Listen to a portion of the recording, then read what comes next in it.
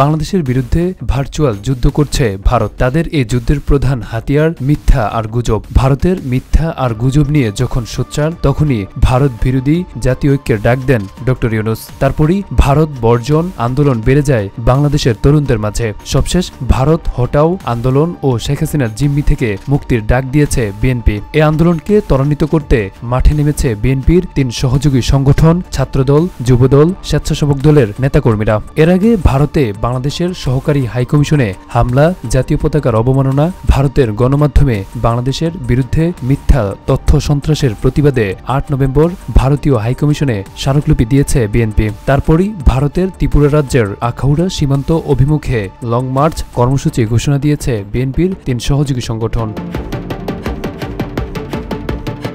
আজ 11ই ডিসেম্বর ভারতীয় আগ্রাসন ও বাংলাদেশের বিরুদ্ধে মিথ্যা তথ্য অপপ্রচারের প্রতিবাদে সকাল 8টায় নয়াপল্টনে জমায়েত হবে নেতাকর্মীরা।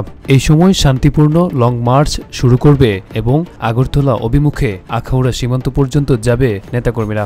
লং মার্চে অংশ নিবে বিএনপির 3 সহযোগী সংগঠন, যুবদল, স্বেচ্ছাসেবক দল ও ছাত্রদল।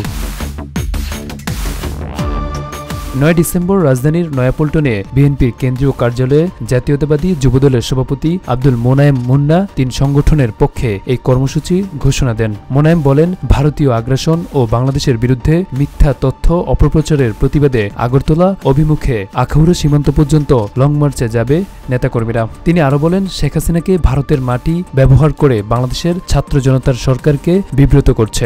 ইসকন নেতা চিন্ময় দাসের গ্রেফতার ও বিচার সম্পূর্ণ বাংলাদেশের অভ্যন্তরীণ বিষয়, কিন্তু ভারতের বিভিন্ন পর্যায় থেকে বাংলাদেশের বিষয়ে অযাচিত মন্তব্য করে বিশৃঙ্খলা পরিবেশ সৃষ্টি করা হয়েছে। এজন্য যুবদলের নেতা ভারতীয় প্রচার মাধ্যম বাংলাদেশ সম্পর্কে মিথ্যা অপপ্রচারের তীব্র প্রতিবাদ জানান।